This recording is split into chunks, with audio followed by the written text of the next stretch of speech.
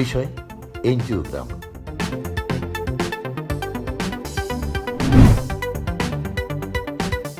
Angiogram বলতে আমরা কি বুঝি? দেখেন, হৃদরোগ হচ্ছে আমাদের দেশে এখন একটা গুরুত্বপূর্ণ মহামারী আকারে ধারণ করেছে। আমাদের জীবনযাত্রা, খাওয়ার মান, এসব জিনিস থেকে হৃদরোগের মাত্রা এখন দিন দিন বেড়ে চলেছে। এই হৃদরোগ নিয়ন্ত্রণ করার জন্য অনেকগুলা পরীক্ষা নিরীক্ষা প্রচলিত আছে। তার মধ্যে অ্যানজিওগ্রাম হচ্ছে গোল্ড স্ট্যান্ডার্ড। আমাদের অ্যানজিওগ্রামের মাধ্যমে হচ্ছে আমরা হার্টের ব্লক, যেটা আমরা স্টেনোসিস বলি, ওগুলো আমরা ধরতে পারি। অ্যানজিওগ্রাম হচ্ছে এমন একটি পরীক্ষা যার মাধ্যমে আমরা হাতের অথবা পায়ের রক্তনালী দিয়ে একটা সরু নল, যেটা আমরা ক্যাথেটার বলি, ওটা প্রবেশ করিয়ে আমরা হার্টের রক্তনালীগুলোর ছবি তুলি। এই ছবি তোলার মাধ্যমে আমরা দেখি হার্টের কোনো ব্লক বা স্টেনোসিস আছে কি না, কোনো থ্রম্বাস, কোনো রক্ত জমাট বাঁধা আছে কি না, এবং কোনো ক্যালসিয়াম জমা হয়ে রক্তনালীটা শুরু হয়ে গেছে কিনা। এনজিওগ্রাম কেন করতে হয়? অ্যানজিওগ্রাম করতে আসলে ওসব রোগীদের ক্ষেত্রে যখন আমরা রোগী যখন বুকে ব্যথা নিয়ে আসে, আমরা পরীক্ষা নিরীক্ষার মাধ্যমে যখন দেখি এই রোগে হৃদরোগের সমস্যা আছে, এবং এটার কারণ হচ্ছে হার্টের ব্লক। যেমন পেশেন্ট যখন হার্টে বুকে ব্যথা শুরু হয় এবং ওষুধ দেওয়ার পরও যখন রোগটা ভালো হচ্ছে না, আমরা ওষুধের মাত্রা আমরা অপটিমাম করার পরও যখন দেখতেছি রোগীটা ভালো হচ্ছে না, রোগীটা বারবার আমাদের কাছে আসতেছে বুকে ব্যথা নিয়ে, এইসব রোগীদের ক্ষেত্রে করি। তাছাড়া যখন রোগী হার্ট অ্যাটাক নিয়ে আমাদের প্রাইমারি যখনই ভর্তি হবে হসপিটালে, সেই সব রোগীর ক্ষেত্রে আমরা অ্যানজিওগ্রাম করি। তাছাড়া হার্ট ফেলিওর, যখন পেশেন্ট শ্বাসকষ্ট নিয়ে আসে, এইসব রোগীদের ক্ষেত্রে আমরা অ্যানজিওগ্রাম করে থাকি।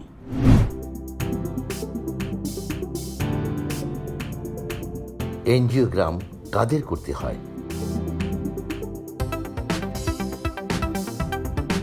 অ্যানজিওগ্রাম ওইসব রোগীদের ক্ষেত্রে হয় যাদের সিভিয়ারিটি বেশি, যে পেশেন্টগুলো আমরা ওষুধ দেওয়ার পরও ভালো হচ্ছে না, হ্যাঁ, বা হসপিটাল অ্যাডমিশন হচ্ছে বারবার, এসব ক্ষেত্রে আমরা অ্যানজিওগ্রামটা করে থাকি।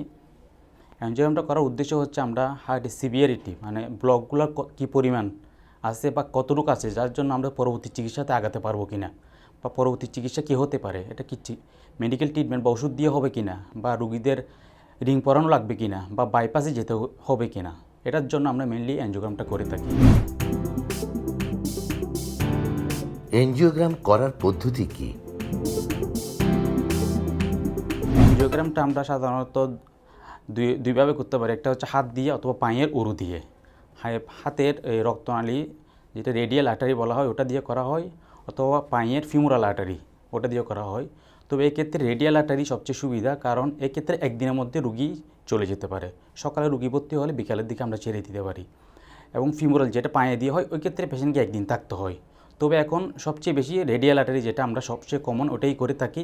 তো অনেক ক্ষেত্রে রুগীদের রেডিয়াল আর্টারি বা হাতের রক্তনালী যখন পাওয়া যায় না বা বেশি সরু থাকে, তখন হচ্ছে আমরা পায়ের রক্তনালী দিয়ে করে থাকি।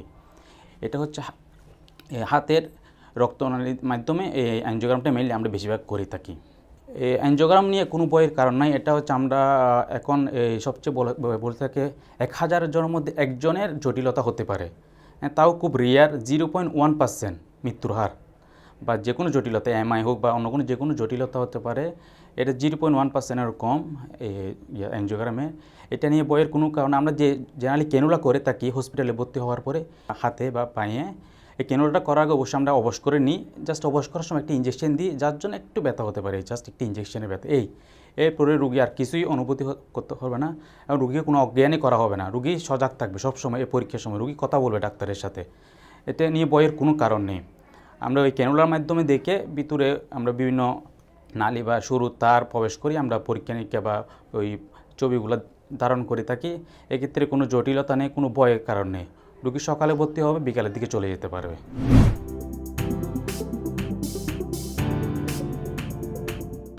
এনজিওগ্রাম করার উদ্দেশ্য কি?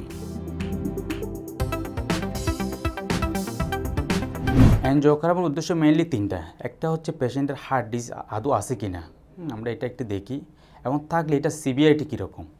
এটা কি কম নাকি বেশি। যদি আমাদের 50%-এর উপরে স্টেনোসিস বা ব্লক থাকে তখন হচ্ছে আমাদের এটা সিভিয়ার। এক্ষেত্রে আমাদের পরবর্তী চিকিৎসা আগাতে পারবো আমরা।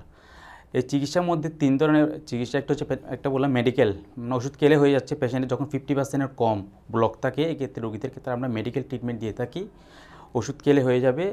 এরপরে আসে রোগীদের 50% থেকে 90% বা লেশন দেখে আমরা ডিসিশন নিই যে এই পেশেন্টটা রিং পরাইতে পারবো কিনা আমরা, তখন আমরা রিং পরাই দিই বা রোগীর ডিসিশন দিই।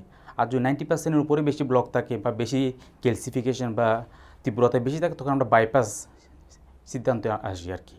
সেই জন্য অ্যানজিওগ্রাম করার উপরে নির্ভর করতেছে রোগীর পরবর্তী চিকিৎসাটা আমরা কতটুকু আগাতে পারবো। এনজিওগ্রাম করার পরে আমাদের শারীরিক কোনো জটিলতা দেখা দেয় কি না? অ্যানজিওগ্রাম করার পরে আমরা কিছু জটিলতা আছে, খুবই সামান্য। তা হচ্ছে যখন আমরা কোনো ইনজেকশন বা ক্যানুলা করে থাকি, ওই ক্যানুলার সাইডে ব্যথা হতে পারে এবং ওখানে রক্ত জমাট বাঁধতে পারে বা কিছু রক্তকরণ হতে পারে। এটা হচ্ছে আমাদের যে জায়গায় ক্যানুলা করি ওই জায়গায়। তাছাড়া আমরা অ্যানজিওগ্রামে কিছু ওষুধ ইউজ করি, কন্ট্রাস্ট বলা হয়, ড্রাই। এই কন্ট্রাস্ট ড্রাই কিছু অ্যালার্জি হয় অনেক রোগীদের ক্ষেত্রে, খুবই সামান্য। এসব রোগীদের ক্ষেত্রে আমরা এভাবে ম্যানেজ করি। তাছাড়া এই কন্ট্রাস্ট ড্রাই কিডনিতে কিছু ক্ষতি করতে পারে অনেক রোগীদের ক্ষেত্রে। রোগীর একাই হতে পারে বা কিডনি কিছু সমস্যা হতে পারে, যে তারা কিছু এরিথমিয়া হতে পারে পেশেন্টের, যেটা হাতে হৃদস্পন্দনগুলো ইরেগুলার বা হতে পারে। এছাড়া পেশেন্টের রক্তনালী, যেটা আমরা অ্যানজিওগ্রাম করতেছি ওই রক্তনালী চিরে যেতে পারে অ্যানজিওগ্রামের জন্য। এটা খুবই রেয়ার, হ্যাঁ, লেস দেন 0.1%।